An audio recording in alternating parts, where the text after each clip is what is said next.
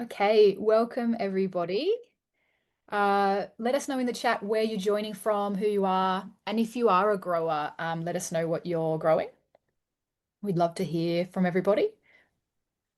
So, welcome. Thanks for coming along to the third Orchard Convos. We're chatting with Dean Metcalf today, and we'll introduce him in a moment.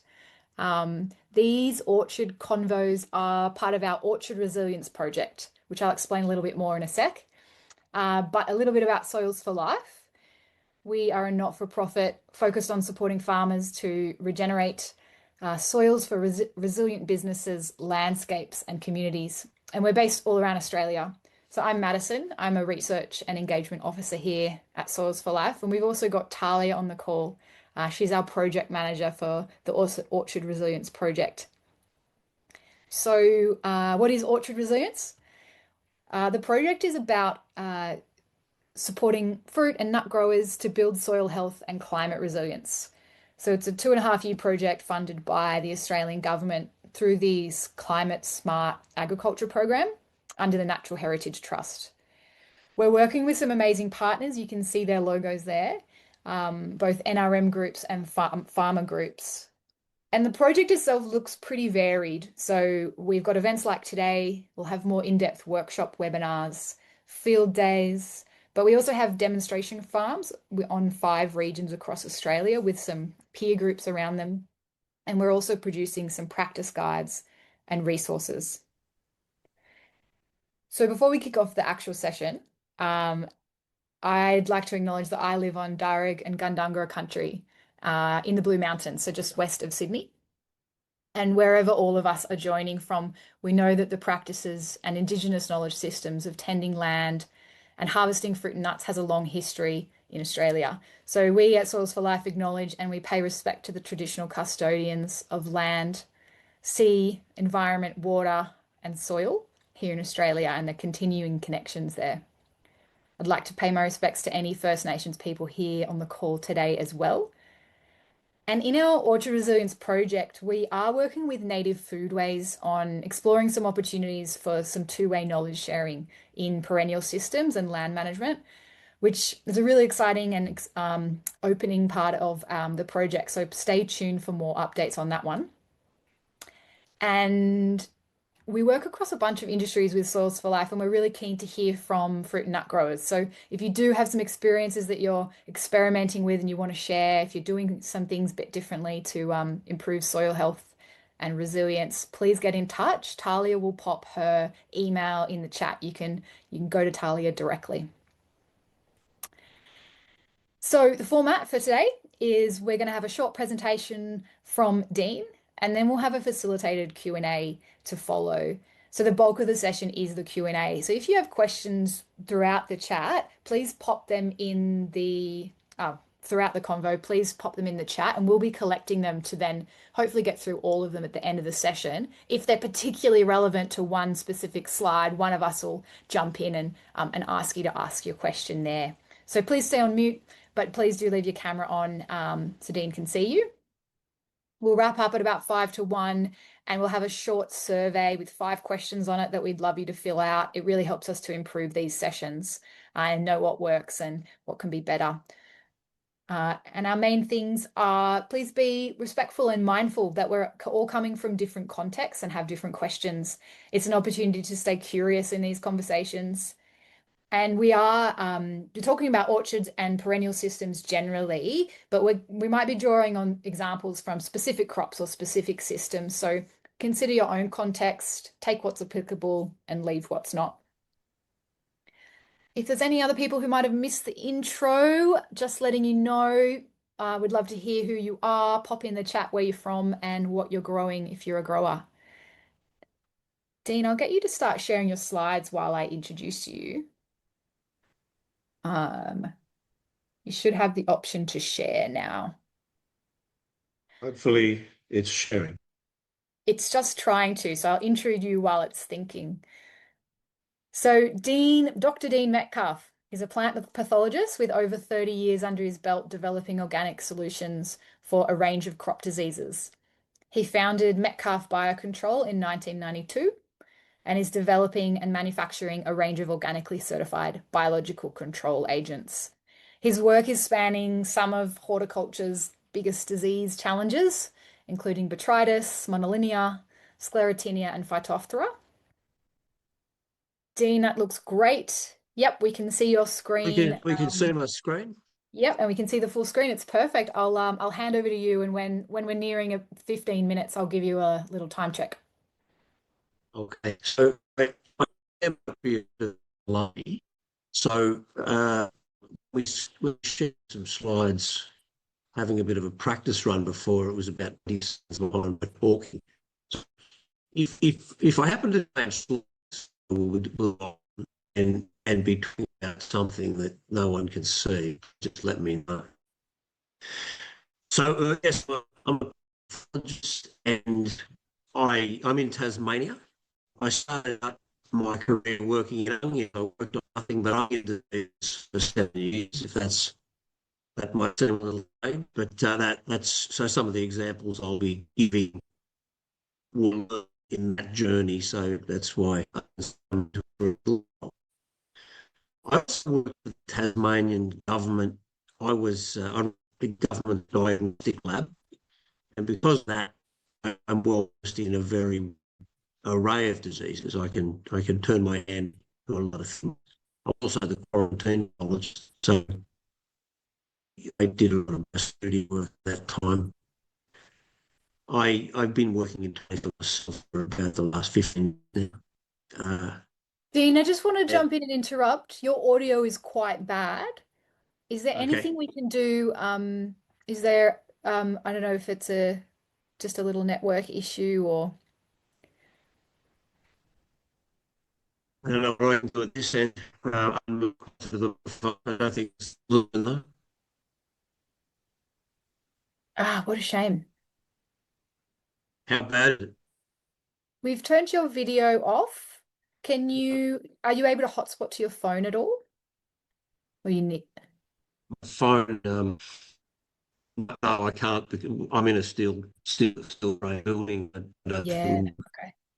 And do you have another network? Sometimes on Starlink, you have a couple of networks to choose from. I only have one network to choose from. Where I'm at You know isn't very what? good. I think I might share your slides and that might actually help a little bit more. Is that going to be okay if you don't have the pointer? We'll have to do it. But if we don't have any other options. Yeah, let's do that because your audio was fine before you were sharing. So, Okay. okay. Replace current share. Sorry, everybody. Just a second. Um, can you see the full screen of Dean's first slide? I can see Yeah, it. we sure can. Awesome. Thanks. We can start your video again, Dean. Your audio is better already. Just let me know when next slide is needed. Okay. A box just popped up asking if I want to start my video. I don't want to do that, do I? All right. So I was you just heard me explain. I'm a plant pathologist who works on a lot of things. Could I have the next slide, please? Done. Okay. I'll start talking when it appears on my screen. So hopefully you can see a grey picture with some fungi. Oh, God, it's disappeared off my screen here. We've still got it. Okay. So trichoderma. Now, I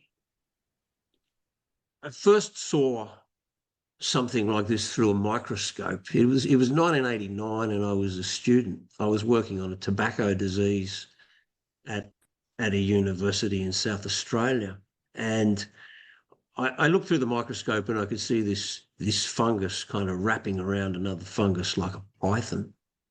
And gee, what's that? And I wanted to find out more. I asked my lecturer, who I think didn't want to tell me what it was, and so I it wanted me to learn for myself. So I ran off to the library and read up, and I found out it's trichoderma.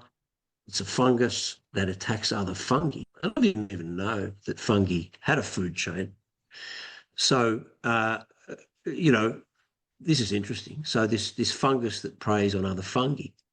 And I had the idea, I wonder if you could use that as a biological control agent. And I read up and I found out I wasn't the first person that ever had that idea, but nothing had been done in terms of getting any commercial products onto the market. So I suppose I, I became interested in that, and I worked on some farms that had very heavy chemical use, and that perhaps drove me to want to work on alternatives to chemicals. So, which I did do. The first thing I worked on was a biological control agent for onion white rot. Could we have the next slide, please? Yep. This is trichoderma, fuzzy green spores, and you can see the spore structure under the microscope. A hairy skin, I believe, in Greek, trichoderma. And you can see why if you look at that. Next slide, please. Yep. So I mentioned onion white rot. Now this is a clever disease that it lays waiting in the soil in the form of these sclerotia. You're looking at a germinating sclerotium there, a seed, if you like, but produced by a fungus. It lays there waiting, and they've been known to survive for 30 years in soil in the absence of a host plant. They only germinate when they smell onions or garlic growing nearby. It's a compound in the smell of the onion roots. And we have the next slide, please. Yep. Now, of course, we were working on onions in field crops, and I'm not going to go into all the whys and wheres of the experiments here, but one time I needed to get some soil that didn't have any onion white rot in it so that I could add different numbers of sclerotia in different places and work out how many you actually needed before the crop would totally be killed. This probably seems a bit naive now, but this picture's taken at Devonport, this red northwest Tasmanian soil, and we're there digging it up from a pile of soil in the bush out the back of the Stony Rise government lab there. And it was very interesting because all the time that we'd been working in crop soils, this stuff seemed to have just a whole lot more life in it. I didn't realise the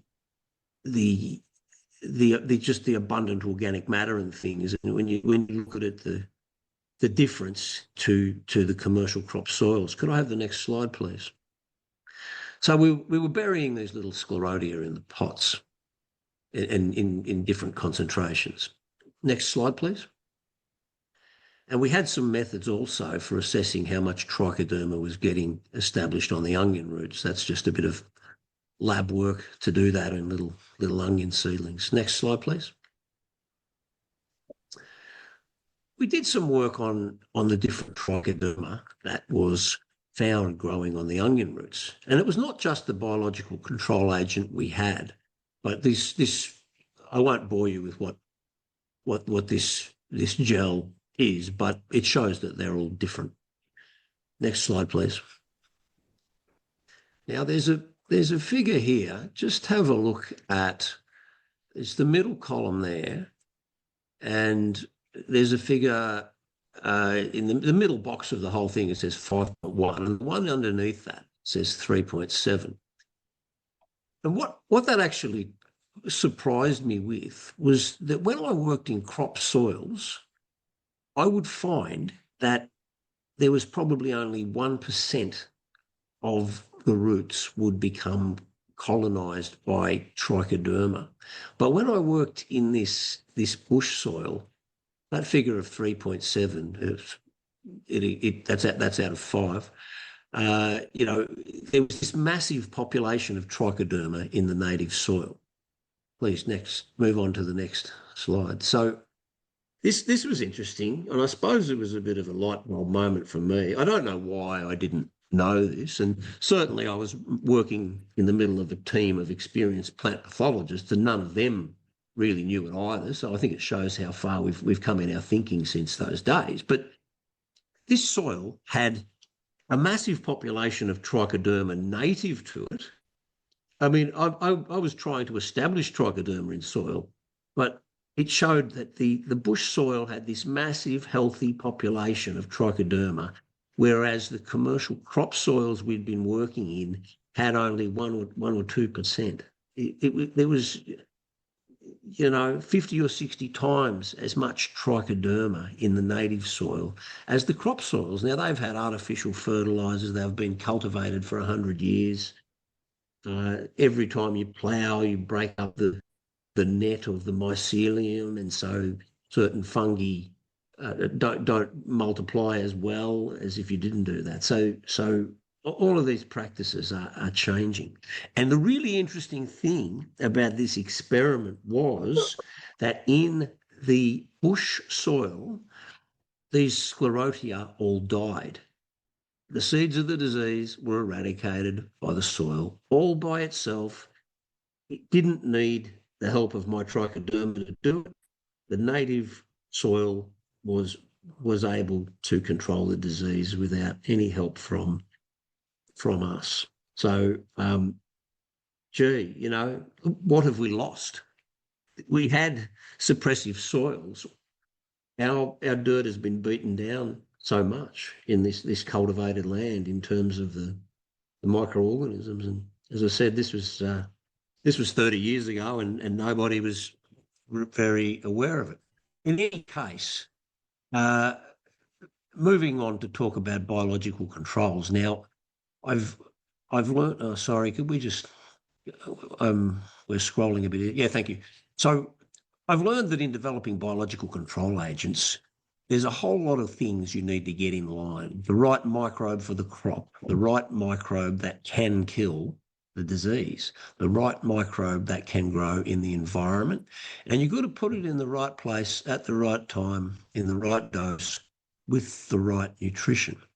And I've also learned, of course, that trichoderma races, they're not things that attack every disease. So if you've got a new crop situation, you usually need to go and find a trichoderma that's right for that place. Could we move on to the next one, please? I've worked on the most successful biological control agent that I have developed is actually for botrytis in grapes. I don't know if we've got any grape growers here. I didn't think we would, so I'm not going to talk about that for very long. But something we learned which was kind of interesting. They'd all been spraying chemicals for botrytis control. Now you should be able to see a graph with a black line and a red line. And it's not actual data, it's a stylisation of the way things work. But when you add a chemical, which is the black line, on the first day, it's at maximum activity. The wind, the rain, the sun, everything, wears the chemical down, and it breaks down over the space of a couple of weeks so that your level of control is going down. Now, the line in red is trichoderma, population and the amount of disease control that you're getting. And you'll notice the difference that on day one, when you add trichoderma, you don't get that hit of strong disease control as you do chemical. It's taking 4 or 5 days to get up to speed, but it doesn't necessarily decline. It can often continue to grow and persist in the canopy. Certainly most of the grape growers only ever need to apply it once during their ripening period because it persists. So please, next slide.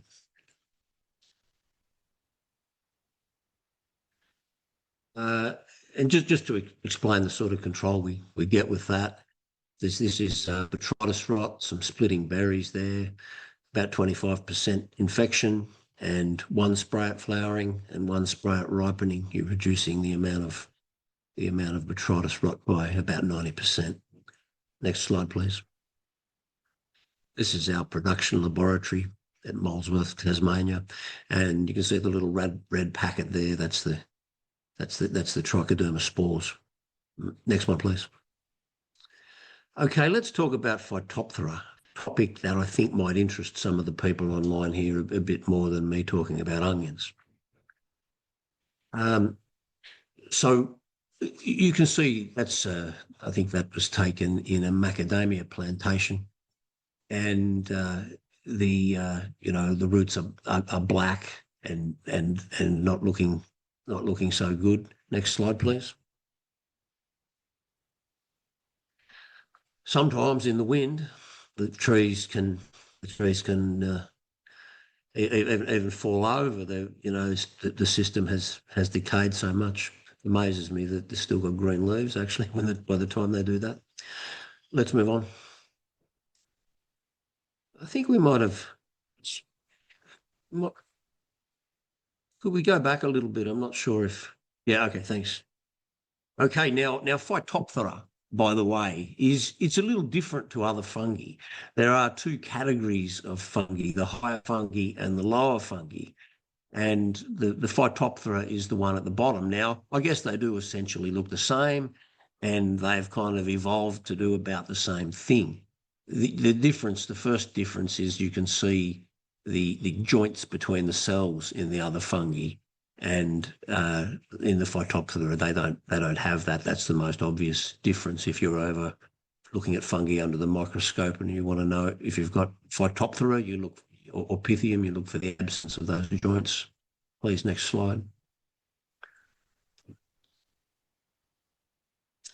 They have spores. These are the sporangia, and they will survive in your soil and infect your crop. Next slide, please. The spores can swim, and they can follow nutrient gradients so that they can find the roots of the plants in the soil. Next slide, please. When they arrive on the roots, they attach to the surface, and you can see a little infection peg finding its way through the plant surface. That's how it gets inside. Next slide, please. So you can just imagine if this Phytophthora gets onto your land and you've got drains like this, you can imagine these little zoospores swimming up and down your orchard. Please, next slide. Now, I set out to see what we could do about developing a biological control agent for Phytophthora. And the first thing that I usually do if I'm trying to do that is I get the two fungi in culture. Now, this is not actually Phytophthora, by the way. The fungus that you are looking at there is Macadamia husk spot, which I also did some work on. And you can see I have two fungi in that plate. Sorry, I've got some pop-up boxes here, just nothing I need to worry about. Okay. Now, so I let the two fungi grow together in culture, and you watch what they could do. Could I have the next slide, please? Sure, we got about one minute, I reckon, Dean. Okay. Now you can see the two fungi here meeting under the microscope. Next, please. And you watch what happens when the two fungi meet. Now, this is trichoderma, which is on the right side of your screen and the lighter in colour, and the fungus growing towards it in black is Phytophthora. And Phytophthora, of course, is a light colour, the same as trichoderma when it's growing in a healthy manner. But you see here that it's black and it's falling to pieces. So this is the sort of thing that I'm looking for if I'm developing a biological control agent. The dark and falling apart in reaction, and of course, if you don't see that, you might as well just throw that particular trichoderma strain away because it can't actually kill the pathogen. This is the point I always start at when I'm developing something. If you can kill it in culture, there is some chance that it will work as a biological control agent in the field. If it won't do this in culture, I don't I don't take it any further. Could we go to the next slide, please? Okay, now we collected some strains of trichoderma native to the Tamborine Mountain area in Queensland. These were indigenous to that red soil that's in a lot of that large surrounding area. Look, I'm aware that I was given a minute to talk, and I've probably got another 3 or 4 minutes. Is that all right if I keep going? Yeah, sure. Okay, so this is on Tamborine Mountain, and the way that we would test these trichodermas, which have already been shown to kill Phytophthora in culture, was among the debris among the avocado trees. We have scraped away about a square metre plot of soil. Could I have the next slide, please? That's me, by the way, in the slide. And so this bare bit of soil, and we would sprinkle trichoderma on the soil surface, and then we would bury it under a layer of hessian, and we would come back about 6 weeks later to see what had happened as the new roots grow. Could I have the next slide, please? A layer of hessian I mentioned. So the new avocado roots come up through that layer of hessian, and you can see that some of them are white, and that's healthy new growth, and some of them are black, and we know it's new growth because it came up through the hessian. And you can see that a good percentage of the roots there are blackened, and those are the roots that have Phytophthora. So it's a good way to find out whether something is working. The ratio of these white roots and black roots in the new growth. Next slide, please. So I had 4 races of trichoderma that were successful at killing Phytophthora in culture. In this field trial, we measured the centimetres of new root growth. And in the untreated control at the bottom of the graph, you can see that there was about 80 centimetres of root growth in the untreated control. And it was about the same if we used the commercial treatment of the chemical Ridamil. And then we had a treatment there with ordinary compost. And you can see there's just a little bit more growth if you had used compost. So there's some nutrition in the compost contributing to the growth. And then there are 4 strains above that. And you can see that AVA2 was the best, and it was approximately twice as much new root growth if this AVA2 strain was present. Can we have the next slide, please? Now, on those roots, we also measured the amount of the new growth, which was black. And you can see the untreated control is, I think it was about 46% of the roots had infection. And in particularly strains AVA2 and AVC1, there is about an 85% reduction in the amount of Phytophthora lesions on the roots.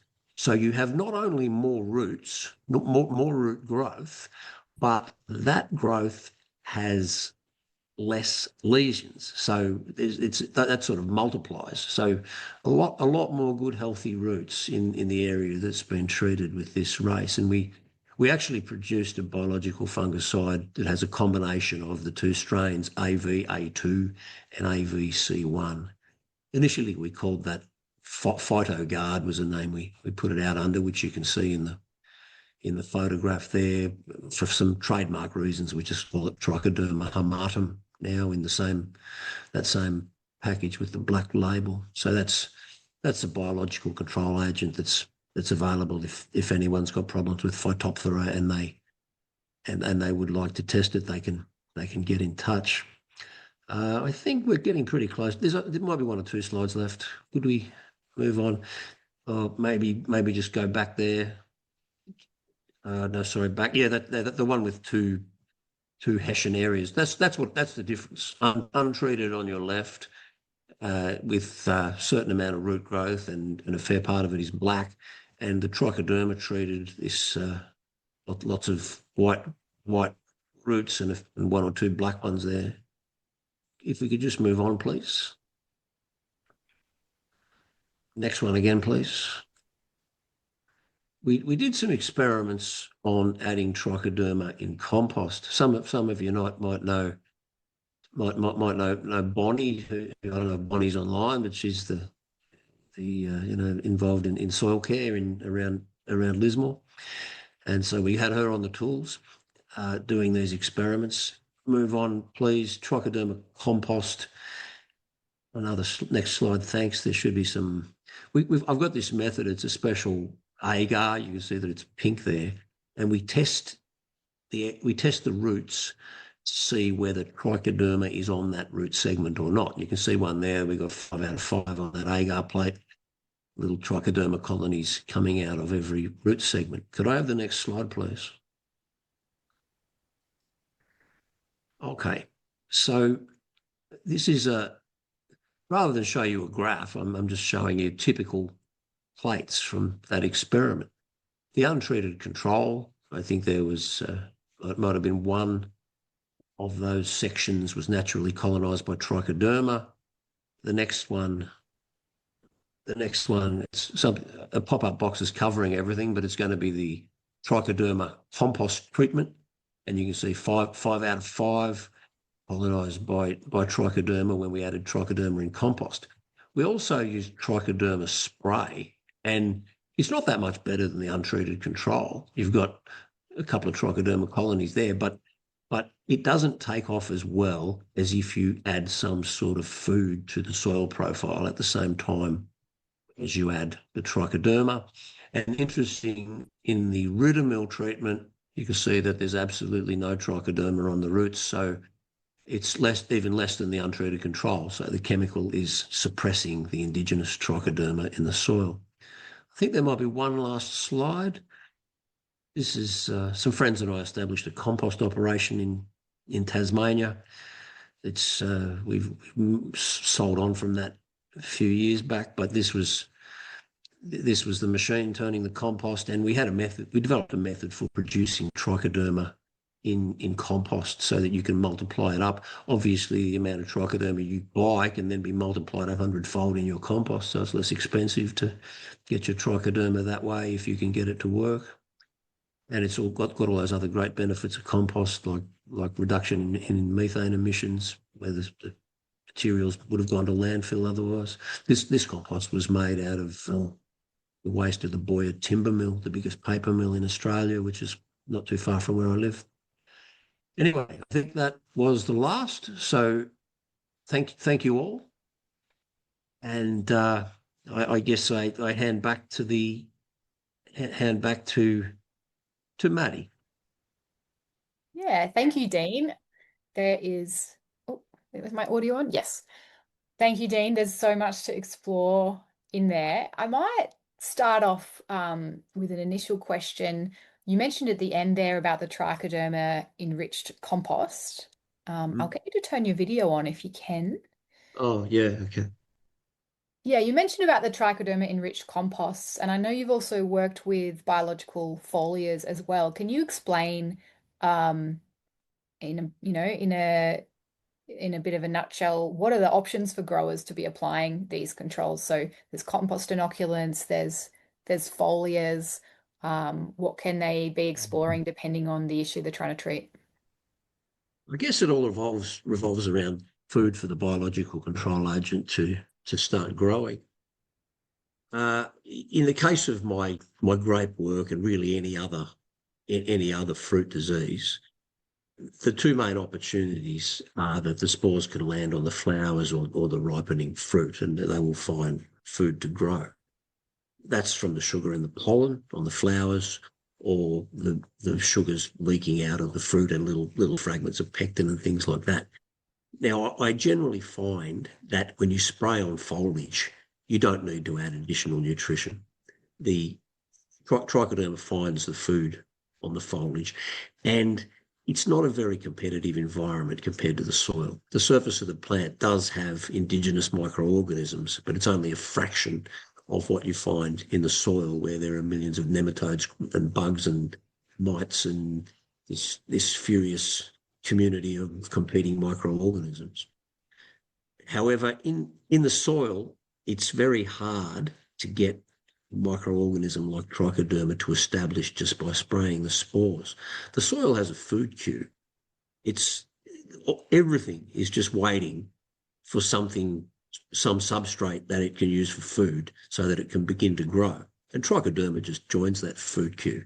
Now, it's a particularly good competitor, and in some soil types, it's a better competitor than in other soil types. But you can get a much bigger burst of growth by adding it to the soil with appropriate nutrition. And in our case, we've used compost. In onions, the best treatment we ever had was actually autoclaved white millet. We would put that on it through the seed drill so that it would be situated under the onion seed, and the starches in that grain were a brilliant food source for trichoderma to establish. You could almost watch if you dug a few of them up, you'd see these puffs of green spores coming from the millet. It was great. It sounds like, depending on the grower's context, they're exploring what food source works in their system. Yeah. So if you're an orchardist, you don't have perhaps those same range of options that a vegetable grower has, because a vegetable grower is cultivating the land, and they can put it in when they're ploughing or planting. But for an orchardist, generally you're not disturbing the soil as much. So whatever treatments go on, they're generally top dressed. Sometimes they might be put on through drip irrigation, but Yep. drip irrigation or spraying has less opportunities for adding some sort of a food that will help it get growing. Actually, that leads into a question we have from Charlie. Charlie has said, can trichoderma be brewed and fertigated through the irrigation water? Yes, you can do it, and it's been done plenty of times, generally for root diseases. If you do it, it's often a good idea to put it on with some sort of nutrition at the same time as you put on the trichoderma spores. Uh, you need to be a little bit aware of what nutrition you use. Sometimes that, for example, that might have involved mixing it all in a bucket in a concentrated form. Now, some of these things like seaweed, kelp, fish fertilizers, they're acid digested and they have a very low pH that could harm the trichoderma. So it's probably okay to mix them with the fertilizer in a reasonably dilute concentration, but you wouldn't want to mix trichoderma and some fish waste fertilizer together in a bucket. That would probably, the acid would kill the trichoderma. So you need to be a little bit careful with drip fertigation there, and not adding too much of anything too acid is all. Okay. We have another question from Simon. What's the tolerance of trichoderma species for different soil environments? So clays, sandy soils, dry or wet conditions? It probably comes down to what evolved in that soil. In my experience, there are, I've got trichodermas that are from northwest Tasmania, and I did some work recently in lettuces near Mildura. Now it's like the soil there is like beach sand, and so it's very different. And I think it's just something to do an experiment with on your own soil type, because we obviously can't give some generic advice on every soil type. But certainly there are trichodermas that fit into different soil ecosystems in one place better than another. And you will notice when I talked about the Phytophthora for avocados, we got it from a typical avocado soil. So it's something that I always try to do is develop something for a particular soil type. I mentioned the lettuces. We went prospecting in a similar way for a indigenous trichoderma race that likes that soil type. So it's a thing we often do, find a biological control native to a particular region, and then test whether it can also kill the disease that is in question. Mhm. Another question from Simon, for the foliar application, do you need to add an adjuvant? And what about water pH? No, you don't need to add an adjuvant. Just there are different adjuvants around, of course. When I worked for the onion industry, I got I got the job of solving the problem that onions were rotting on the way to the European market. It was caused by a disease called Botrytis alei. It's different to the one you might know of. I had a big meeting, got all the onion companies together, and they put all their spray programs out on the table. There was one company that was not having as much trouble with botrytis, and the agronomist in that company was not recommending leaf wetners be used with the herbicide. That was the key difference. To cut a long story short, we found out that Agril, which was a common adjuvant at the time, was ripping the wax off the leaves, and the disease was able to penetrate much more easily. Overnight, the onion industry stopped using that, and the scale of the problem went down and has never come back to anything like that level. So I'm a bit wary with adjuvants and fungicides, because while they have some benefits of dispersing the chemical, they sometimes damage the plant, and it's lost its resistance after the fungicide wears off. So no, I don't recommend too many adjuvants. And I'm not saying there aren't some benefits, but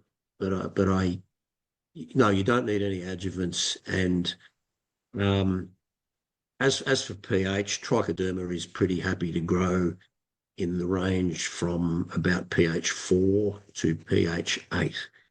Anything outside of that, it will be slower. Mm, okay. And what about, so what other beneficial microorganisms or controls, in addition to trichoderma? Um, oh, I'm sorry, I've got the question wrong here. Okay. What other controls are you working with um, that have the potential to suppress some other pathogens, particularly in perennial systems? In perennial systems, I had a research project on macadamia husk spot, and we developed a biological control agent that I still do think has some potential. That's probably high on my list of things. And through the soil care group, we were talking about some further trials on that. If anyone is online who's worried about husk spot, and get in touch with the soil care group who are helping to put that together. I work in let's see, there are cherry farms all around where I live, and we work on monolinia, which is a brown rot. That's a major problem in cherries and stone fruit. What Work sort of on controls? botrytis in strawberries and raspberries and things like that. Those are the main foliar ones. They're the foliars for cherries and stone fruit. Is that right? That's all. Yeah. So you need in those diseases actually begin by infecting the flowers, and they lay inside the flowers through the season as they develop into fruit, and as the sugar levels increase, they sense that, and the disease kind of pops out. So you could often it's what you call a latent infection. So the biological control agent controls the latent infection, and you can also spray it late in the season. So there's a couple of opportunities, and we see this with macadamia nuts too. A totally unrelated plant, but husk spot, of course, susceptible stage when the nuts are about the size of a match head, and then it pops out at the end of the season. So latent infections are a thing in a lot of crops. Another question from Charlie. Is there a good biological control for anthracnose in mango flowers and fruit? Can trichoderma be used? So, I've never worked on that one, but But it is a fungus that would be susceptible, I think, to be attacked by trichoderma. If I had to try and do that, I'd probably get hold of a culture of the disease and test a few trichodermas that I had to in culture to see if one could kill it. If you find that one that can kill it in culture, there's some chance that it will be effective in the field. If it Mm, can't kill it in the lab, I don't really take it any further. great. Big problem, that one, I think. Mm. Another one from Ross. I would like to inoculate my cover crop seed with trichoderma. Do you think that we can make that work? Yeah, I think it probably would help things establish. I mean, as the seeds germinate, the trichoderma uses the nutrition from the germinating seeds, um, and then it helps it get going in the profile. I've also heard of people trying to spray cover crop with trichoderma and then trash it in, so that the green foliage of the cover crop, which is largely pectin, of course, becomes a food source for trichoderma. And I've never done an experiment on that, but I think it's an approach that probably would work. Might see if Ross has a go.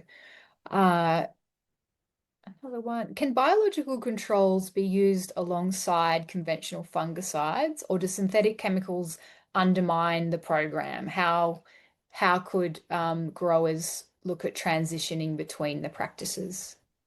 And this is a very very good question. I've mostly had to confront this in my grape work, because those guys, they're spraying botrytis, they're spraying downy mildew, they're spraying powdery mildew, and usually they've got one or two other problems. And they will sort of they're saying, oh look, if we have to hold off the downy mildew spray for a week so your trichoderma can establish, there's just no way we could use it. It was what I was confronted with when I first did it. Now, I actually have developed two biological control agents for botrytis in grapes, and I abandoned one of them, which was called TD67. I abandoned that one because it didn't have as good chemical tolerance. It wasn't fitting in with all the other chemicals. But the one I have at the moment, which has been working very well in grapes, TD81B, it's called, uh, that one has very, very good chemical tolerance. You can even tank mix it with most chemicals. I don't know why, but I've been blessed in that particular microorganism to have found one that's not inhibited by very many fungicides. We've tested probably 50 different fungicides because we have to give advice to the growers, and there's only two or three that actually inhibit it. Pretty lucky there. As for, I couldn't tell you much about the compatibility in uh, avocados, but everyone saw a minute ago the slide I put up where Rudamil was inhibiting the trichoderma population in the soil. So these chemicals do inhibit the beneficial microorganisms in many cases. I'm lucky with that TD81B for botrytis in grapes that it's fitting in pretty well, and it wouldn't get adopted if it didn't, because only a small percentage of growers are organic, and the great many of corporate farms use a hell of a lot of chemicals. Mm. Yep, so sounds like some trialing in various systems. I've got another question from Bronwyn. Is the trichoderma folia applied each season? Is that the same for soil or drip irrigation? Or does it multiply in soil and means that repeat applications aren't required? A couple of different questions there, aren't there? Yeah. Look, I have found some persistence of trichoderma in the ecosystem. It doesn't some, but it's pretty low level. Um, I had to do some experiments in my grape biological control agent to show that the level of trichoderma after I spray it on the grape foliage, I had to show that it didn't increase abnormally in the soil. And if it did, the APVMA won't let me register it. So the regulatory system is going to stomp on any biological control agent that actually becomes a dominant organism in the long term. Interesting, isn't it? That they don't want that to be so good that it, because they say, well, now it's dominating the soil community where it wasn't before. It's at unnatural levels. That's got to be bad.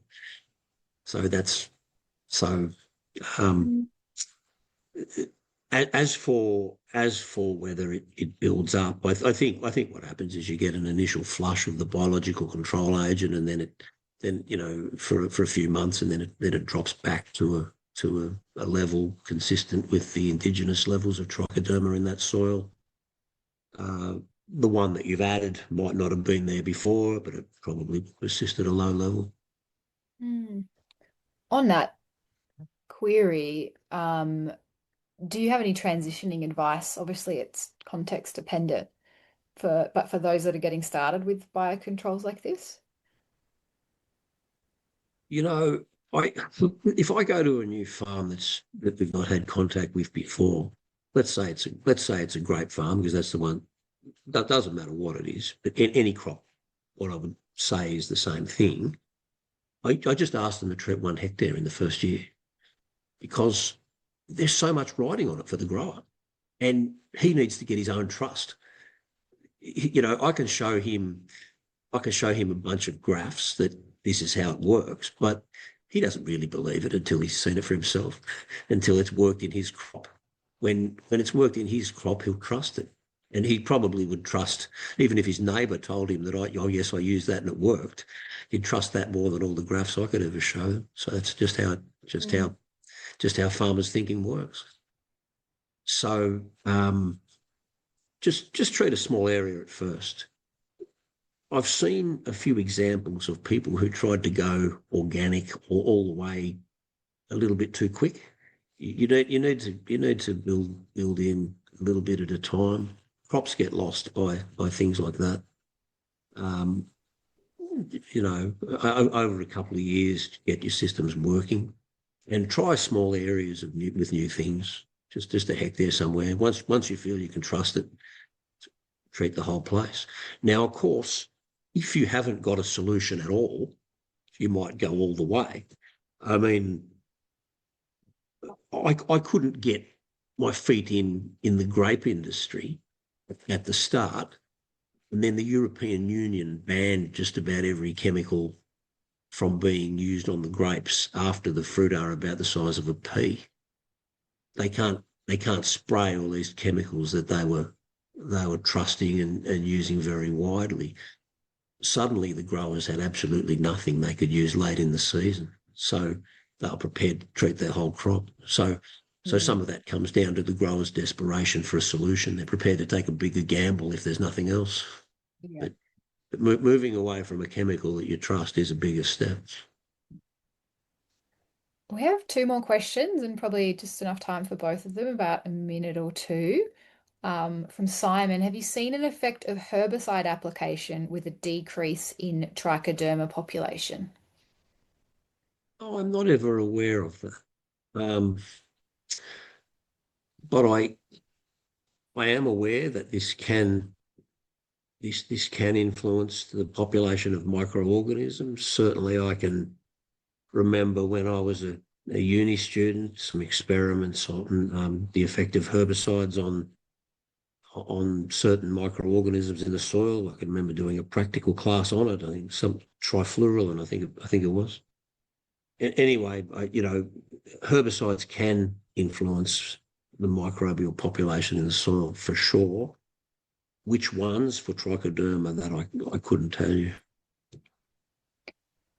Great. Yeah, I think we do actually have a bit of resources on some of that research, particularly in cropping, but that might be relevant to your question there, Simon, around the effect of herbicides for microbial population.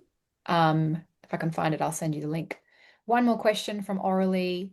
What needs to be put in place to maximize the efficacy of biological controls? What else needs better management? It's a big one before we wrap up. Well, we call it IPM, don't we? That we, you know, I gave the example of onions, and they were trusting fungicide sprays, but some other part of their system was falling apart, which was the use of the wettener, which was wrecking the wax. Now, they also needed to beat the levels of inoculum down by not having onion dumps anywhere near crops where the disease is sporulating, and the disease could be in the seed. You plant seed that's already got the disease in it, so you're doomed from the start. So it's really about beating down inoculum on your farm in the first place, rather than specifically preparing for the biological control agent. It's just normal IPM. And there are people listening today who have got all sorts of different disease problems, and the answer is going to be different. But just look up the life cycle of the disease, and probably some basic advice on the things you can do to reduce the inoculum load. I've also found, I suppose, more organic matter nearly always results in lower levels of soil-borne diseases. Composts and anything you can do to build up your soil organic matter builds up the microbial diversity. Time and time again in different experiments in vegetable crops, I've added compost to the soil, and 50% of the level of disease control I'm able to get with a biological control agent plus compost, I can get with just the compost. So that compost is stimulating the population of beneficial microorganisms. So I don't think there'd be anyone who's prepared to listen today doesn't know that already anyway. That good, preaching to the converted really, but more organic matter is just about always good news. Another win for compost there. Dean, thank you so much. There's just so much there to explore, especially because we've got such a range of crop types in the call. So thanks so much for sharing with us today. Uh, just before we wrap up, I just want to mention that we've got another convo tomorrow with Abigail Mackim on biodiversity and interrow management. And we will send a follow-up email with the link to Dean's conversation and any resources that came up as well as oh yeah, that's both of the links I'll send. Talia's just popping in the chat now, a really quick survey just to ask how you found the session and what works for you. And if you could click that link, that would be fantastic. And all of our convos are going to be up on YouTube as a playlist in the Soils for Life channel there. So you can rewatch or share as you need. If Thank you. anyone is interested in using our biological control agents, the website's not actually up at the moment; it's down for a bit of work. But is there some way we could circulate my contact details for anyone that? Yes, yeah. We can do that in Yeah, the follow-up email, Dean. I'll grab it. I'll grab your email yeah. and the name so that people can look the website up when it's live as well. Thank you. Awesome.